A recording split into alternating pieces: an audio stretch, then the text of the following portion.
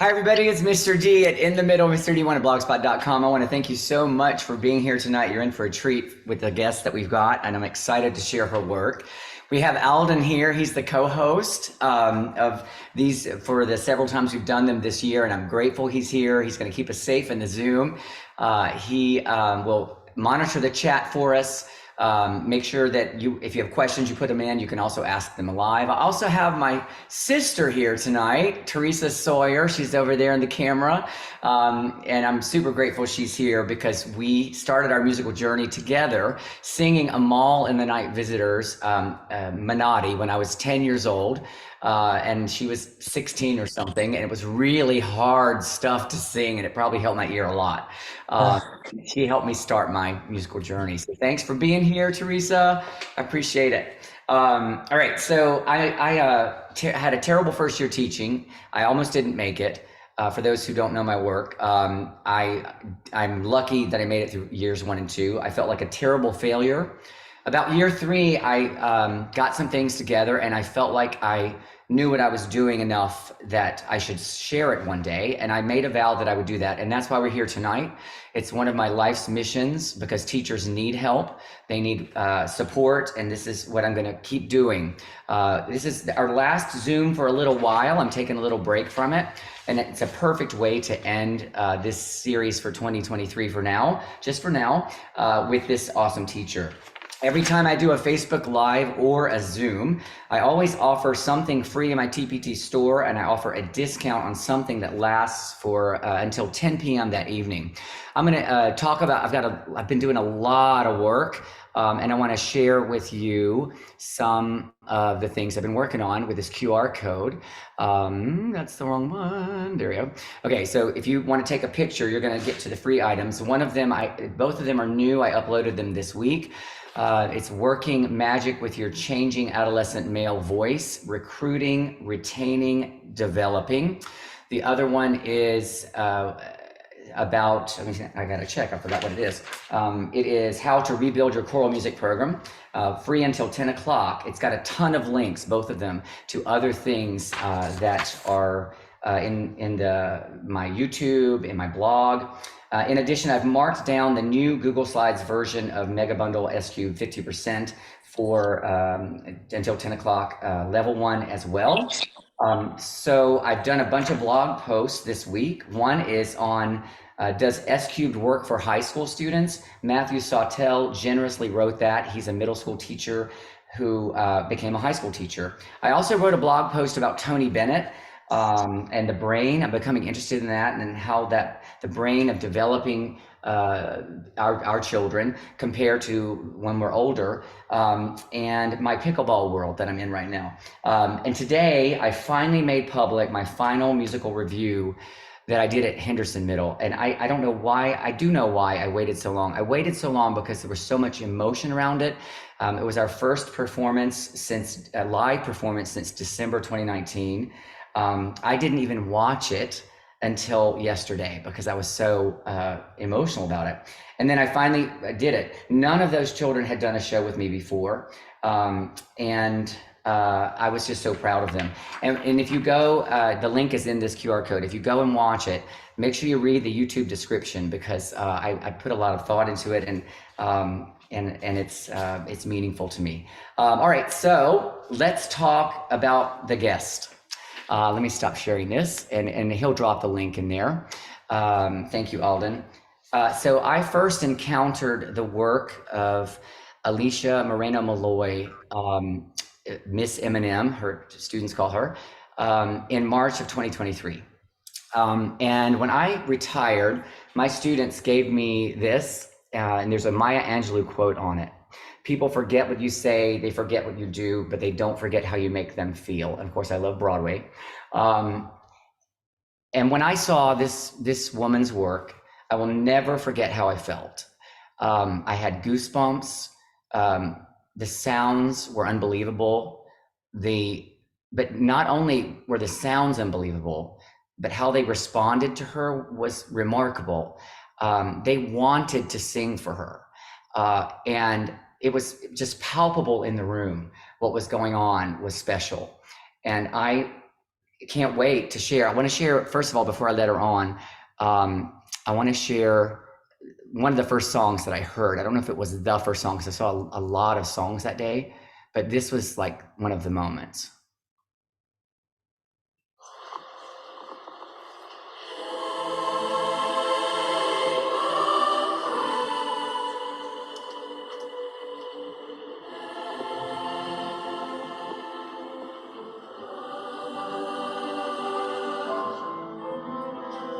I mean, how does that happen? And I've been doing all of the links and you've seen the work, so you know how remarkable she is. So Miss M&M, can you come on camera and let's talk and find out your magic? All right, here I am. How are you? And thank you so much for being here. Um, I met with you 2 weeks ago, and we talked about how you ended up where you are, and how you became a music educator to start with. So, can you tell a little bit about that story? Yes. So growing up, we grew up like super duper poor. My only real goal in life was to not be homeless. That's all that mattered. I was like, I don't care what I do. I just don't want to be homeless. I wasn't really thinking about college. My parents weren't, they said, we don't got money for college. Just figure it out if you really think you want to go. And so I tried to do the basketball thing, got a scholarship playing basketball in Arizona, but then I went to go to this Mississippi college. I took my clarinet and I just played for the director at Alcorn State University. And because I was trying to do the basketball thing there too. And I just played and I said, all right, like I'll just play a little ditty or whatever. And he said, if you play in my band, we will pay for your tuition. I said, yeah, I think I'll play in your band. He's like, but if you study music education, we'll pay for your tuition, room, and board. And he said, and track can pay for the books and plane tickets or whatever. And I said, well, I guess I'll be a music teacher. I had no idea. I did not think I was going to go into music ed. So they decided it for me. Money talks, and I am very grateful for that opportunity. So thank you to Alcorn State University and little old Mississippi. And now I'm here. So yeah, Yeah. fun time. So I studied instrumental music there. And so you studied instrumental music. You're not even a choral major, right? Correct. I took one of the choir classes and I gave that teacher hell because I was like, this is never going to be me. I will never teach choir. So I did not pay attention and they said, don't never say never. Right. And so now I'm a choir director. Yeah, it's How been did fun. you end up being a choir director? So I was a band director back in Arizona, but my husband does the aerospace engineering thing, and I guess Huntsville, Alabama, is the big place for all the rocket nerds, and so like that moved us over here. And when I applied for jobs, I got a vice principal job, but I guess reciprocity laws didn't work out in Alabama at that time. So they said, well, there's no band director jobs, and I'm like, ugh. They said, but there's a choir director job, and I said, well, I'll just take it. Like it. So and I've been there ever since. So it's been about 10 years since I've said I'll just take it, and it's been a great 10 years. So It has, and you're making incredible music. I mean, the links that I've been sharing. I mean, every choral music educator who's here tonight and who sees this in the future on YouTube is just going to be blown away. And I'm going to make sure and put in the comments of that the links to all the things that you sent to me so that people see, because they need to see what you're doing, and we need to find out how you're getting it out of these children, and how you're changing their lives. So um, I want to talk about, I mentioned how I could feel how much the kids wanted to sing for you. Um, so can you talk to us about how you get those relationships with your children? so I uh, I'm my expectation is very high and my expectations are very clear. I think that's one of the only reasons why I'm able to get that final product with the kids where they get to enjoy making music, because I established that behavior expectation and make the consequences clear from the get-go. So it seems kind of like the meanie, like you got to communicate what you expect or they just won't do it. But I also try to incorporate lots of icebreakers and different games that we play to get to know them. I try to do that. I mean, I don't really sing a lot at all the whole first week and maybe 2 weeks. Just try to get to know the kids and have them know me and my story and share their stories. So it's all about building those that foundation of relationships, but also, like I said, just being very clear on the expectation, because when they can act right for you, then they will sing right. They'll do anything for you. When they know they're in a safe environment, that they can take risks and they won't be judged, but that, that they know that you expect a lot of them, because they don't just sing for them anymore. They kind of sing for the director. They want to please you. So when they look so highly, to you. I'm putting a Google, like I'm putting something in the chat of my presentation that I do at the beginning of the year that has all my expectations. It's, I'm not the prettiest person when it comes to making expectation or making slides. But, if people want to take that and go with it, especially first year teachers, I wish I had someone just say, do this, that. So I can just follow their plan.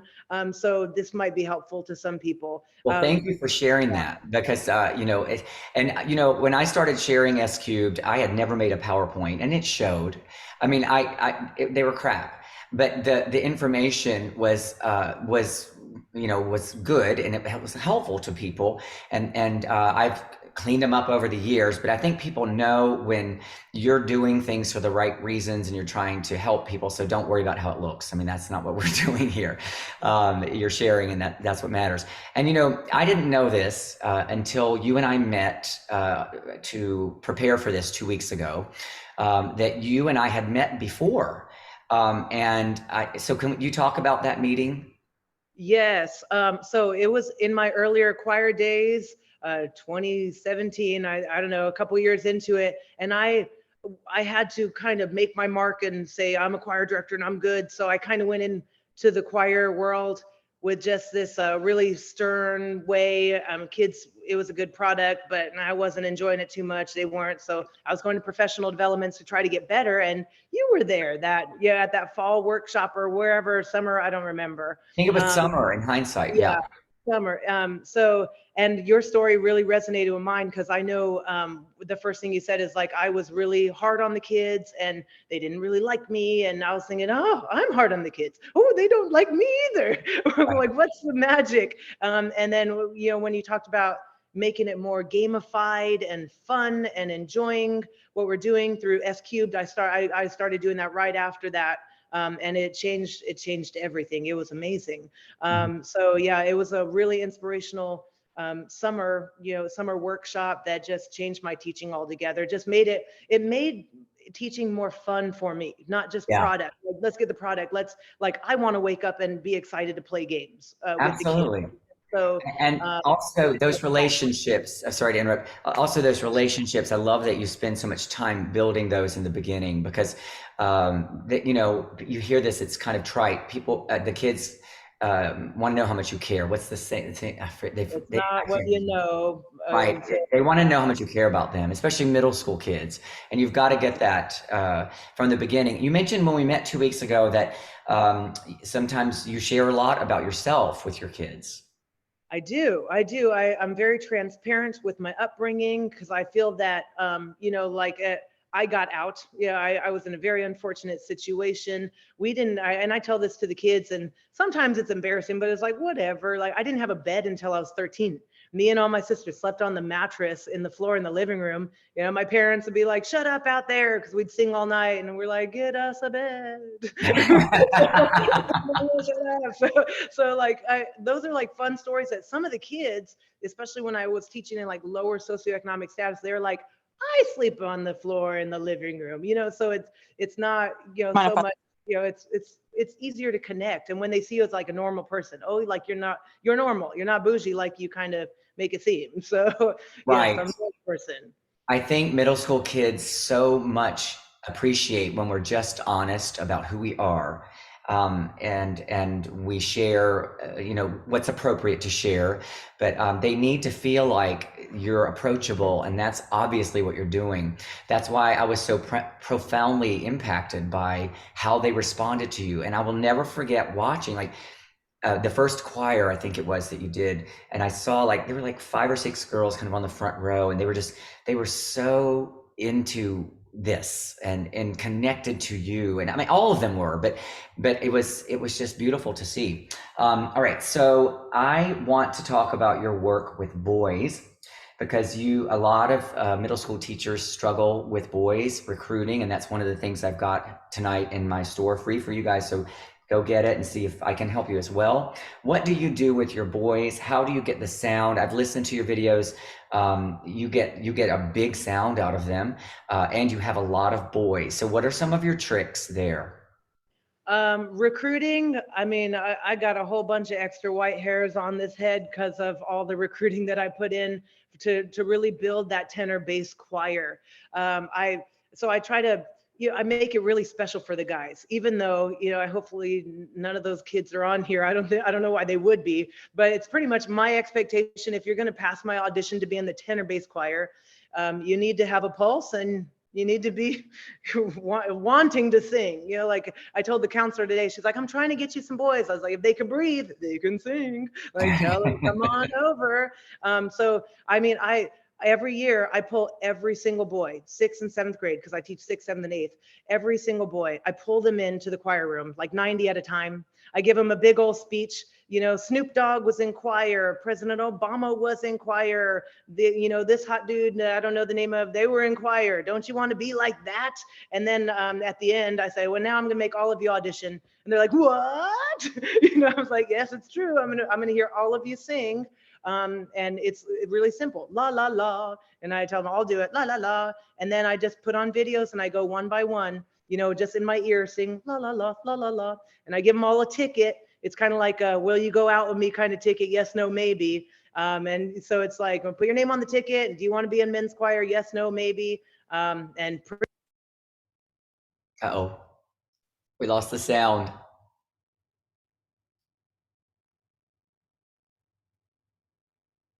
Alicia? Did we lose the sound, Alden? Yes, let me message her. Okay, all right. I don't think she can hear us either. This is live stuff.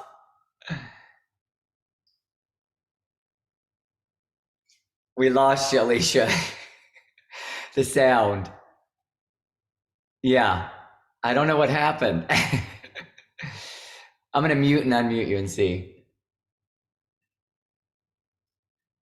Now talk. No sound. Maybe you're unhooked. Are you using any headsets or anything? Don't worry, just take a second. We're all used to stuff like this.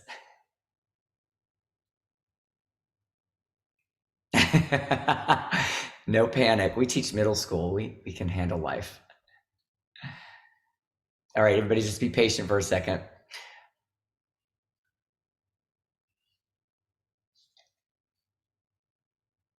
Okay, let's readmit her and see what happens here.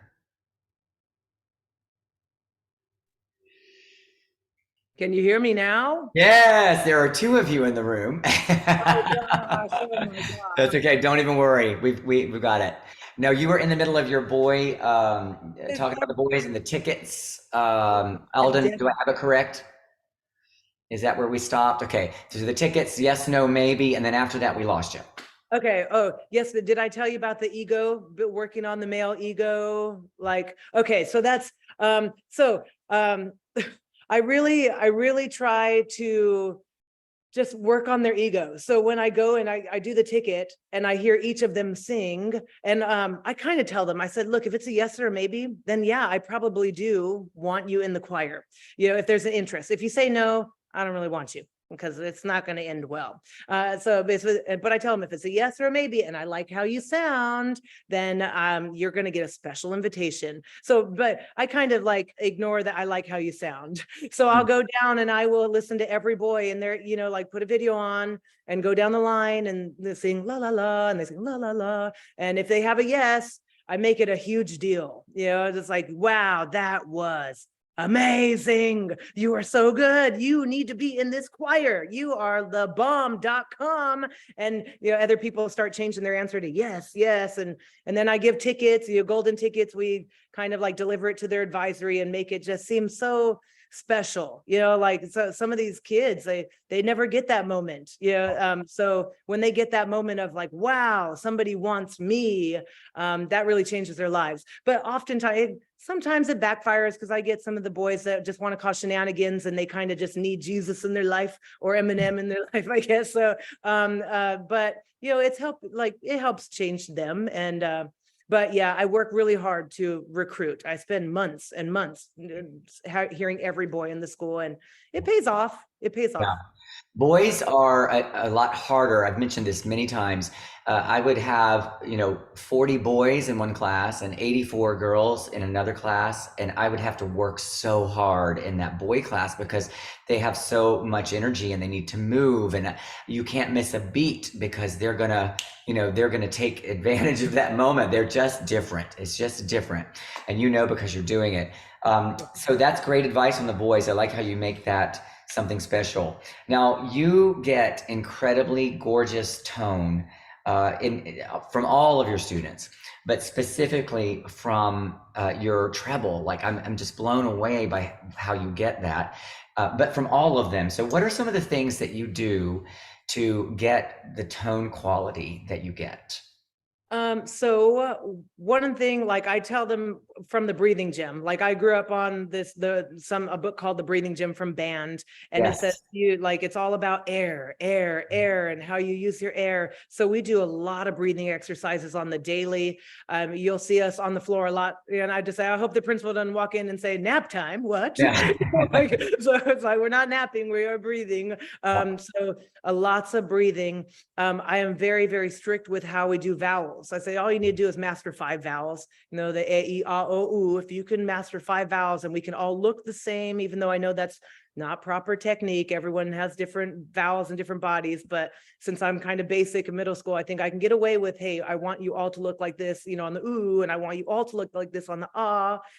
So the basic foundation, but using that in warm-ups every day and expecting it from the students in any song that we're singing, hold them accountable to doing that. Because even, so it's easy to teach during warm-ups that when you get into literature, you want to work on the other things, but it's like, no, we have to get this foundation. We have to get the air, we have to get the tone, we have to get the shape of the mouth. So it's that vocal technique. And that's also in the slides that I sent. We use the Roger Emerson PASTA, posture, air, shape of the mouth, the tone, and articulation. So which is diction, but we use that on the daily. So it just being consistent and holding them expectation every time is very important. I keep thinking about how you were a band person and then you became a chorus person. And I've always wondered if I had to become a band person, if I would have been able to do it. And I don't think I would have. I mean, there's so many instruments and the reeds and all these things, and you've made this transition so incredibly beautifully. And the work that you're doing is incredible. I want to share a little bit more of your work here in case people, didn't see all of the links this week. So this one, get out of here. I love your holiday thing. Sorry.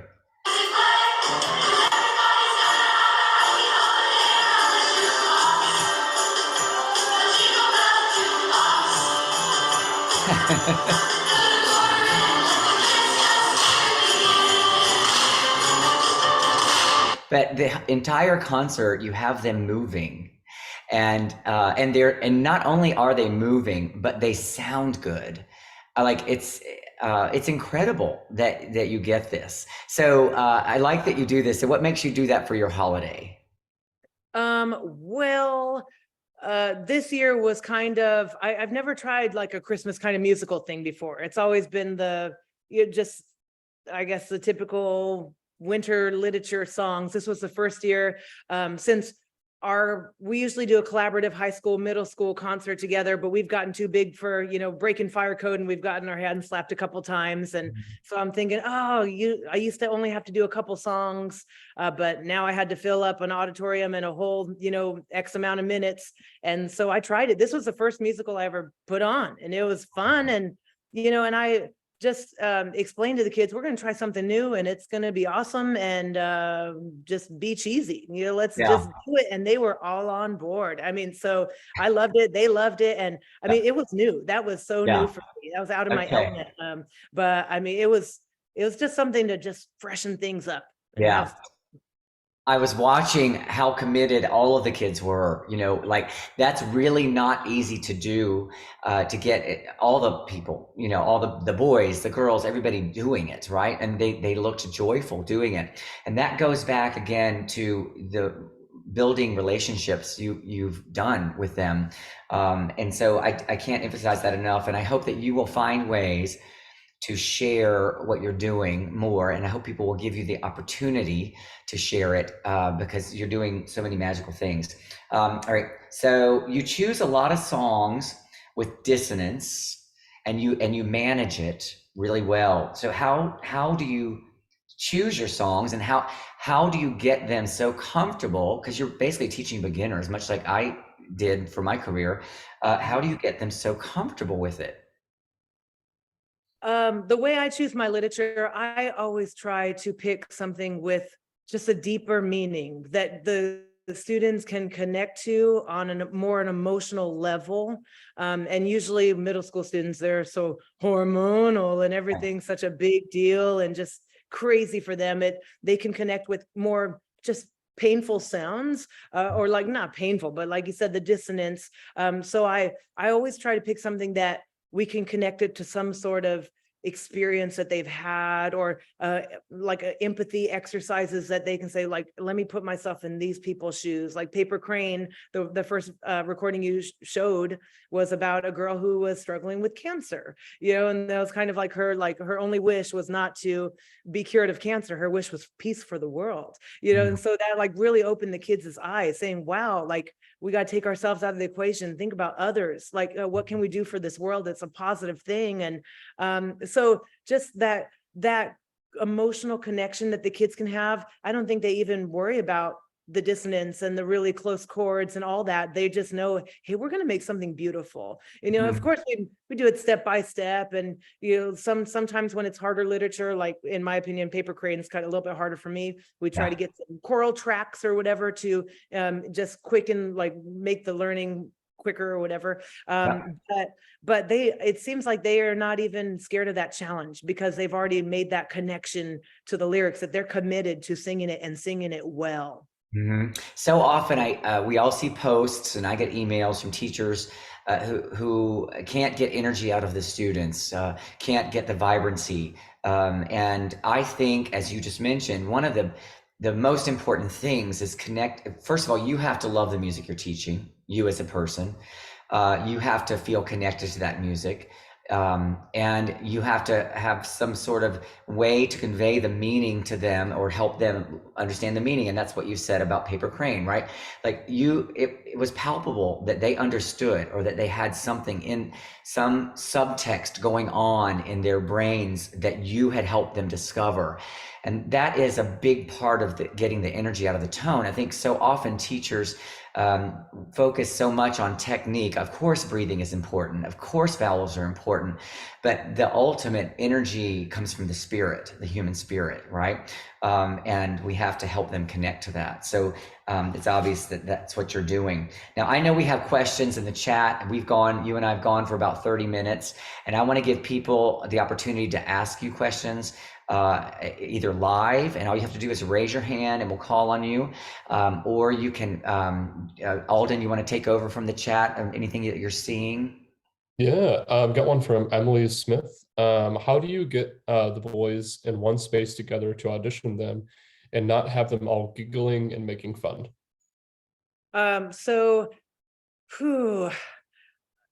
One director said, you know what, Alicia, you are very good at psychological warfare. And I said, you know what, I probably in a former life, I probably was some sort of cartel leader. Because I think like before I established, before I get even people singing, I established that expectation. And it's kind of more of like, look, if you're in here and you're giggling and messing around, especially during the audition, that means that you're probably insecure and you're not confident enough to really give it your best. And I said, you don't want to go out of this room like some sucker who just like didn't want to try. It's better to like try and fail instead of just like do bad on purpose just because you're scared to fail, kind of play those mind games. And I just don't know if that's the healthiest thing for the kids, but it works. So like, It's truth, Alicia. No, I mean, it's important just to kind of nail them down and when they're acting crazy, you have to be willing to do what you have to do in a appropriate way for their age they are to get the results that you want to get while holding them accountable at a high level. It sounds like that's what you're doing. And I know that I also worked very hard with those kids and holding them accountable. Boys are hard, and that's a great question. I did a lot of work one-on-one with boys, talking to them.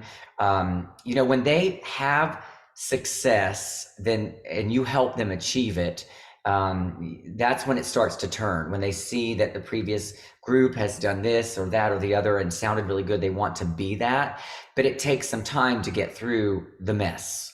Like I know, Alicia, next year you're going to a new school, so you're starting over, you're rebuilding. And you're going to have to reestablish yourself with a new group of boys. It's going to be a whole thing, a new group of everyone, even though I'm sure you're well known in your community, because you're not going far, right? Yeah, our district just got too big for its britches, so they had to build another middle school. So Okay. I'm gonna have like 4 returning singers. Everyone else is either brand new from, or from the other middle school. So Yeah.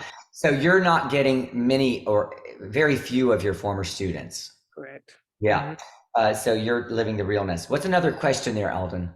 Oh, can I go back to to Emily's question? Hit it. Another, so when we do the auditions, like no one really hears people audition individually. Since I'm like up and walking down the line, so just hear like just sing in my ear. All right, thank you, just sing in my ear. Like I don't want to be a public audition. And another very helpful thing, buy yourself a fanny pack and a whole bunch of Starbursts. Yeah, or Jolly Ranchers. I love, like, man, I have that with me at men's choir, or like when we have those auditions, and it just takes one to be like, who are you? You are amazing. What color do you want? Blue, pink, red, you choose. And then other people are like, oh, okay. I guess that positive stuff is so important. I think, they're middle school kids, they're middle school boys, and their brains are doing what they're doing, right? Which, it's crazy stuff. And so they need to be, like you said, the ones that are doing the good things, you're recognizing that behavior publicly. And I love that you don't force everybody to stand up alone and sing. Because, in middle school, most of the kids don't want to do that. I mean, very few of the kids want to sing a solo. Some of them do, and you'll give them those opportunities. But, a lot of teachers talk about testing the voices at the beginning of the year. And I have a confession. I never tested the voices, never, once in 30 years. What I did was I listened, through the game Forbidden Pattern, through Follow the Hand, which is a part of SQ. And I would just listen. And then when I would hear problems, I would, say to the kid after class, come see me tomorrow morning during homeroom, so we can have a quick session and I can listen to your voice. And it would be one-on-one. They need that dignity, and they want it, and the ones that want to be hams are going to be hams. Alden, you got anything else in there, or are you done, Alicia, with that? Are you done? Yeah, I think that's good for that one. We'll move on, and I'm sure people will be reaching out to you, hopefully, with some more questions. Alden. Awesome. We got another one. How do you help with intonation without making folks feel singled out?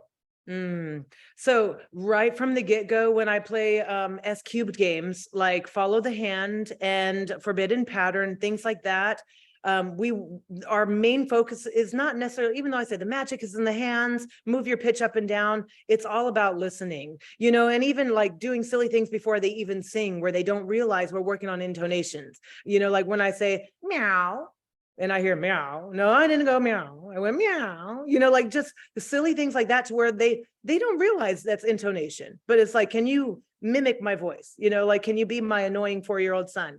Mommy, breakfast, you know, then they all go, mommy, breakfast. There, you did it. Okay. So like, it's really starting like the fun ways of intonation. Then when it comes to singing, pretty much, you know, just, I haven't had a lot of issues with intonation. I think it's because all those exercises and all those, we do solfege every day, those solfege exercises, follow the hand when they're going and walking around and putting their binders away. You know, I'm always going like sol la sol. You're not going to put your binder away and just talk. You know, we are going to follow the leader. We're going to, you know, you're going to do some echo patterns and you're going to develop your ear. And that's how we're going to be great, by being very efficient with our time. So I hadn't really had to do that, other than just say, hey, we all got to listen, or go back to those games like the meow, or, you know, hello, you know. So different things like that, that's really helped you. Yeah, I don't want to embarrass anyone, because I don't feel like I'm a great singer, you know, unless it's like, if it's behavior, something you can control, then I'll call you out and maybe embarrass you. But if it's singing, I don't want to do that to you, because that's my job. And I explain to the kids, if you don't know how to sing, that's fine. That's what I get paid the big bucks to teach you. So, and they're like, yeah, right. I see what you drive. So, so singling them out, I don't think it's cool. Using more game-like, I guess, if you wanted to work with them one-on-one, but I really feel it's my job to be patient and help develop those skills, just in a positive way, and just be understanding that's not gonna be perfect right off the get-go. Right. Alden, who asked that question, by the way? That was Muzzle West Concerts. Hi, Okay. it's Jennifer, Muse West Concerts. We're a Yeah. recital series in Vancouver. Gotcha. Okay. If you want to email me at inthemiddleofmrd@gmail.com, I'll send you lesson 3 of S cubed if you don't already have it, because that's when we start the Oh, ear the training. fa. The Sorry, the half step.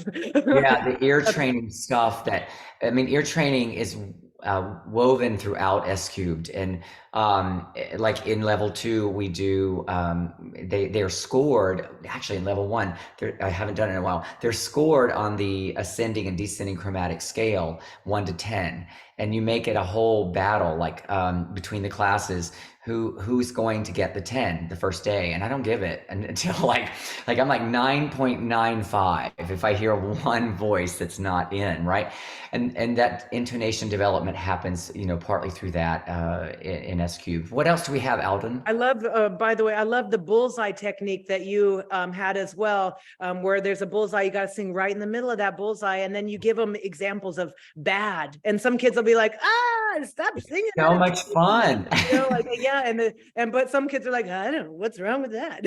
And so it's like, we got to develop that here. So but it's back to their brains, you know, their brains awaken as their ears awaken, because they learn to self-assess and self-correct. And that's how they're going to sing great. And that's how you're part of how you're getting the sound that you're getting, which is just remarkable. Alden, what else do we have? Yeah, got one from Emily Smith. What movements do you incorporate into your teaching? I've noticed your students are very comfortable physically on stage. And I want to get to that. So you go first, Alicia. Okay.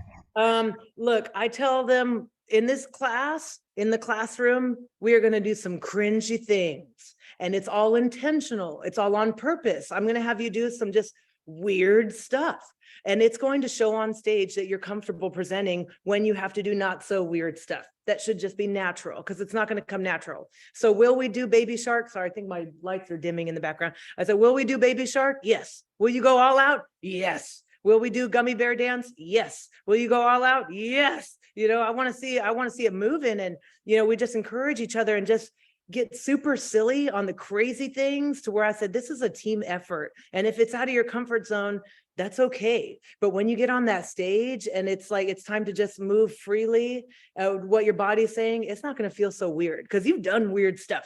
You've done the gummy bear dance, you've done this dance, and you've done all Miss M&M's old dance, like Cabbage Patch, and, you know, like whatever dances I make them do. So that's one One thing that we do, like in training before we get to the actual, now it's expressive movement. Mhm. So that helps them get comfortable saying, well, she's asked us to do weirder things. I guess, Yeah. like swaying my body is not so weird. Mhm. So just getting them to do the really weird things and asking them to move on stage and like speak with your hands up, down, open up, just kind of move together. It's just, it's a beautiful to see on stage, but it's a lot of silly work going up to that. And they know it's not just silly to be silly. They know it's silly for a purpose. And Mhm. I explained to them, I said, there's one year we went to Festival Disney. I said, we shouldn't have won. We should not have won. I said, I went and scoped out the choirs beforehand while all the kids were out doing the rides. I was sitting there watching the choirs, and there was a choir that sounded better than us. And I thought, oh, we lost, and then we won. Yeah, and the judge, Russell Robinson, he was the judge. And he just said it was the expression, the passion that you kids displayed. They must have loved Gaudiamos Hodie. And the kids are like, we don't want to sing Gaudiamos Hodie ever again. Oh, no. So, but I tell him, I said, expression can go a long way. Like, I'd rather watch a choir who's expressive and singing from the heart instead Yeah. of just a choir that knows how to just sing well. Yes, Alicia, how many times have we sat and watched choirs who sound phenomenal but look mechanical? And I want to go here and show this video that I'm sure you would get criticism from many in our field. Let me see, it's this one. Okay. I just want you guys to watch the kids. And I was watching it and listening, going, this sounds great. But I know what she got on her feedback.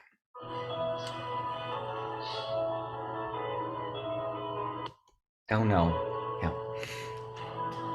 We all laugh, we all cry, we all feel hunger, we all feel pain, we all love, we all hate, we all hope, we all dream, we all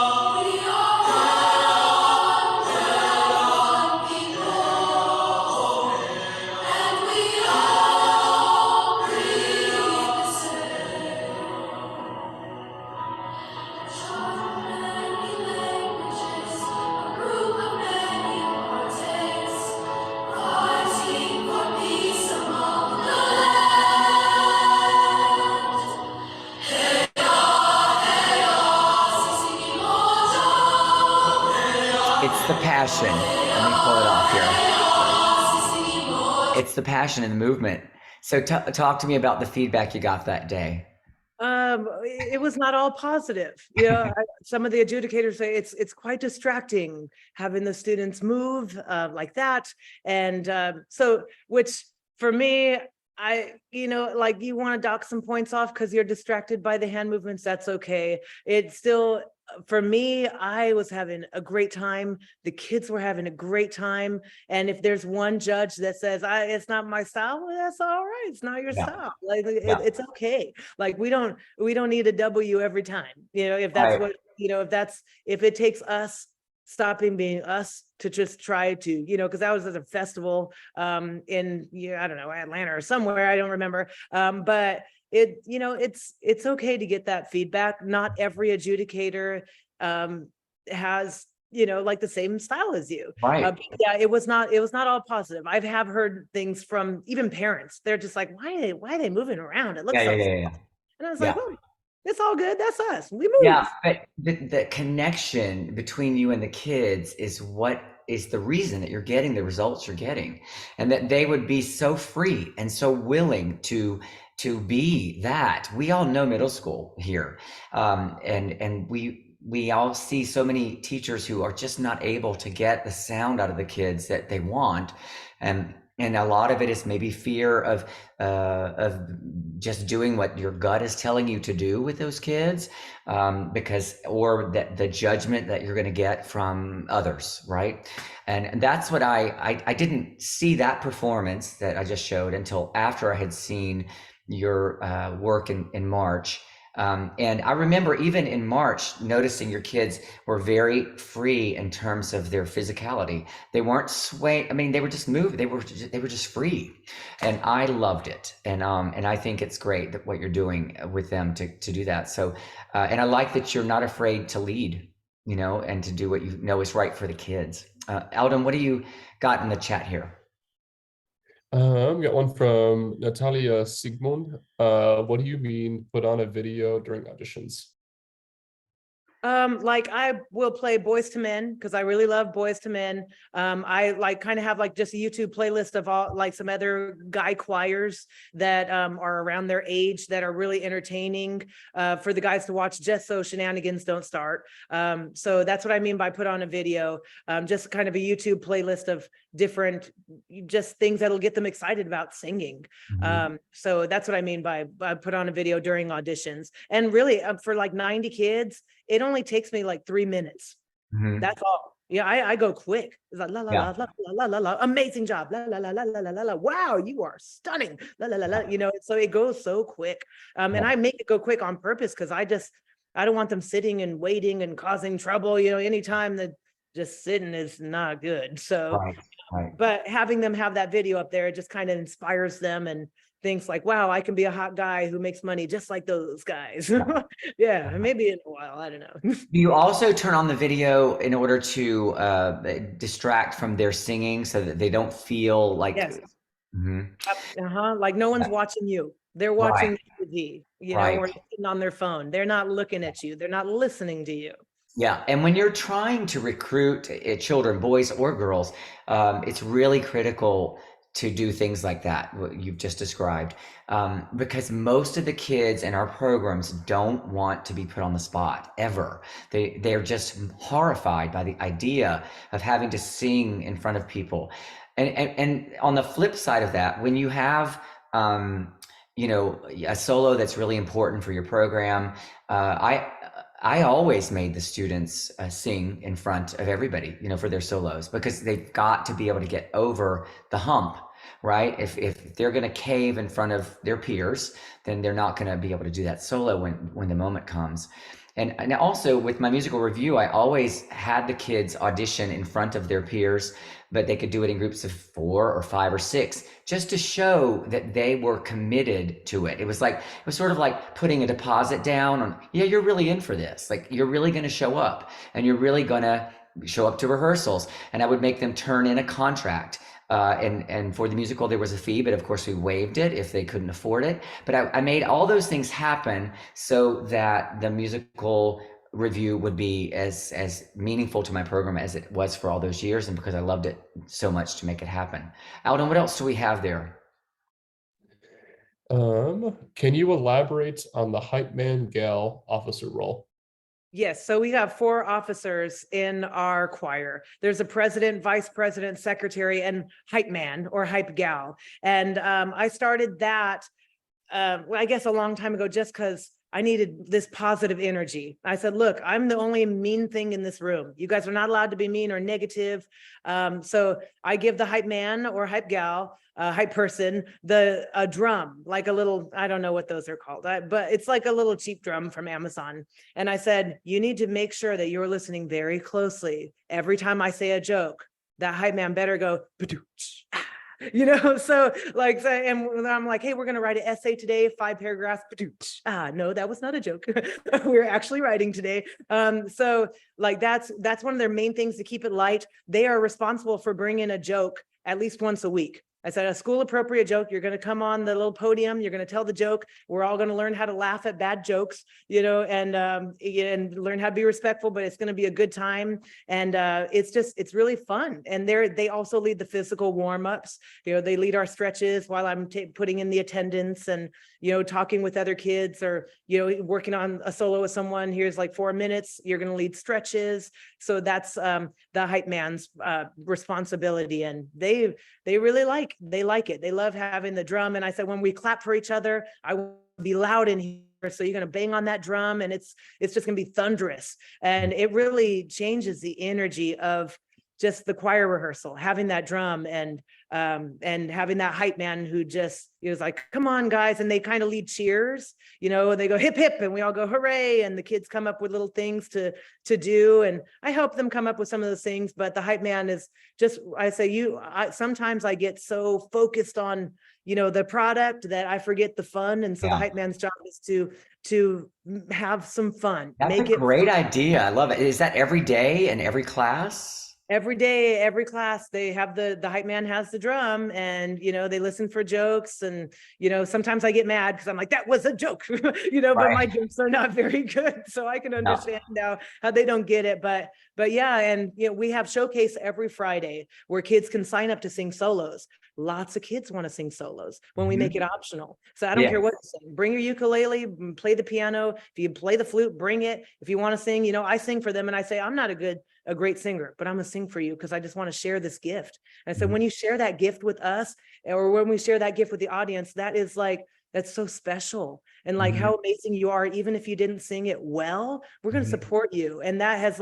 built our program too, just allowing the kids to sing their stuff. They come in singing Metallica, or they come in singing, something from Boyz II Men or Alicia Keys or Whitney Houston, or, Dumb Ways to Die. And I'm like, okay, that was a fun song, so we hear all their different personalities, and, and having that hype man in there, just drumming and everyone going crazy for them, it gives those kids those moments of wow, I can do this. So it's really special having the hype man. And the fun of the hype man and also singing and creating that environment of support, because I wrote something on one of the social media things this week. Singing comes out of us. It's so personal, right?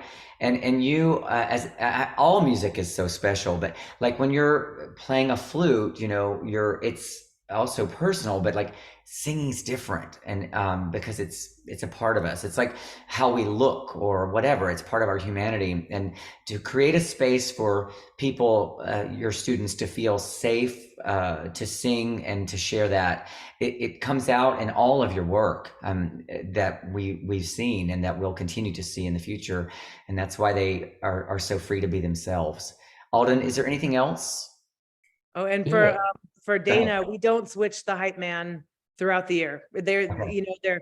Our choir's a benevolent dictatorship. It's like I choose who our officers are. Of course, I want your input, and we'll get kind of secret votes, but I will choose that person that I can trust, and that who turns in assignments or whatever, turn in your syllabus. But that person is it for the rest of the year. That's probably a really good plan. Yeah. And then it's a very special role to have. I mean, it's they can control your classroom, right? Yep. Alden, what else you got?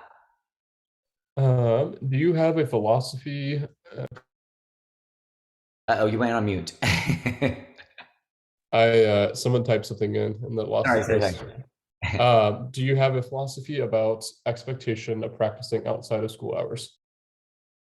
I did at one time, and then I learned to just say, you know what, let it go. For me, just because when I became a mom, and now I'm a mom of 3 kids, I'm like, dang, I'm busy. I got too much. And now I try to think, oh my gosh, these kids have soccer and dance and, video games to play and dinner to eat. And I really I provide them all the resources to practice outside of the class. And when they want to audition for things like Allstate, of course, I'm going to say, you have to put in that extra work, which I'm all for the festivals. Audition, audition, audition. When you get in front of those guest clinicians, they're going to make you sound good. You're going to come and make me sound good, and then we all win. But I don't really, I did at one time say, you got to memorize this or do that, but I kind of just stopped fighting that battle and saying, we're going to do what we can do here. Because I start understanding now, I see my kids, they're so overwhelmed with school and sports. I'm thinking, I don't want to add another something to these kids' plates. And me as a professional, I know I can do it during the class time. Yes, I agree with you 100%. I never expected my students to do anything outside of class for our regular performance stuff. In terms of adjudication, it was my job to get it done in the class and use the bell-to-bell time. And you sound like you're in that same lane. I think for musical stuff or for those big events that we do, we've already got the kids who want to be a part of something extra, and that's different. But for your general population, like I taught to the general population, you teach to the general population. You're not trying to, I think a lot of choir directors are selective and they just have this one choir that's awesome. And then the rest of the kids are kind of left behind. And my philosophy was always to teach everybody, and I had to get it done during the time that I was there with them. Alden, what else you got? Got a fun one. Where did you buy your jacket? Timu. I don't know if you heard of that website, but man, I get all this cheap crap from there. This jacket was like $10.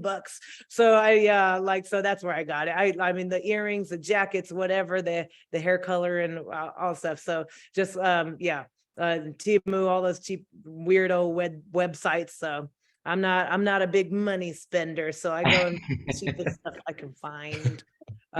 And I posted a lesson. I posted another Google Slides. It's a lesson on expression. One of the ones that I give, because I know that was some of the questions of how to get them singing expressively. Like we teach that. I use it as one, like helping meet the writing standard for the school. So there's an incorporation of writing. So check, yay. But also like, so you can sing what good singers look like, what, like not so good singers. There's some humor in there. And so people be welcome to steal it and use it and make it your own or whatever. But that's one of the things on just expressive singing. But yes, so I just kind of want to put that out there before I forgot about that. Absolutely. Anything else, Alden? Got one more. What are the roles of each officer? All right. So like in the first Google Slides link I sent on the chat, it has it, the slide 51 through 54. My president, I call him the sheriff. I said, look, if you're my president, you have to be okay with not being liked, because you're going to be the person that holds everyone accountable when I'm not here. You're going to be kind of like that snitch. Snitches get stitches. No, they don't. Not in this class. Not in this class. You let me know. And I tell the kids, I said, if they have to snitch on you, you did something wrong. Like you don't put it on them. So they're my sheriff or the teacher assistant when I'm not here. They're kind of my go-to, the president. The vice president, they have to be techie. They have to be able to set up my technology if I'm like not here. And, and they, every day they get up kind of like a flight attendant and they get on the podium and they say, if you have any gum, please spit it out. And we've actually started incorporating a gum cup, and they walk around and they put the gum, and then people put their gum in the cup. It's disgusting, but the kids love it. They're like, yeah. And so they take the gum and put it in the cup. And so that helps a lot with the gum thing. Instead of me being like, you're chewing gum, spit it out. It's like, well, the vice president says at the beginning of every class, they provide you the opportunity by walking around the gum cup and, be like, oh, gum, yeah. So it's a really fun, they like that job, especially the tech. The secretary, they take attendance every day. Every day I make them sing a solo. I know that's maybe not liked, but it's like when you take attendance, you're going to sing a solo. So Johnny, I am here. Billy, I am here. Fernando, I am here. Okay, but anyway, so like it's like all the different I am here. Like the secretary sings it and everyone kind of sings back. It's timely, but man, that really helps with their confidence. The first 2 days, they're like, I am here, but by the second week, I am here. And it's really fun. So the secretary leads that attendance and that solo time. They answer my phone, music room, student speaking, or it's a beautiful day. This is M&M's music room. How are you doing? And they do, the score and forbidden solfege, and they write on the board whenever I need it, change the date. And then the hype man, we already talked about the hype man, hype gal. They're the drummer and they do the jokes and all that stuff. So those leadership roles, I think they help build that culture in the room, and the kids think they're doing something, and it's pretty cool. Well, those are great ideas. And I hope that everybody tonight will reach out to you. If I were still in the classroom, I would come watch you teach so that I could get better. One of the ways that I did improve was doing that. I would go take sick days and go watch teachers that I heard were good. You're such an incredible resource. I can't believe that I got to meet you and that we had met before and didn't know it, and that you're doing such amazing work with middle school children. They are lucky to have you in Alabama, where you're going this next school, and you build back up. I'm just thrilled for those kids that are going to have you. And I thank everybody who's here tonight. We'll do some more Zooms later. I don't know when, but I appreciate your time with us during this time. Alden, thank you for helping us each time as we've done this. Alicia, stay with us as people leave. Thank you again, everybody, for being here. Dale, can we have your email? Absolutely. In the middle with Mr. D at gmail.com. Write subscribe, and I will put you on my list. Thank you. All right. Thank you. Oh, wait. Tori has a question. Tori, go. I think she's applauding. Oh, applauding. Okay. Thank you for that, Alden. The interpretation, because I missed that, obviously. All right. So hang back for a minute. I'm going to stop the recording.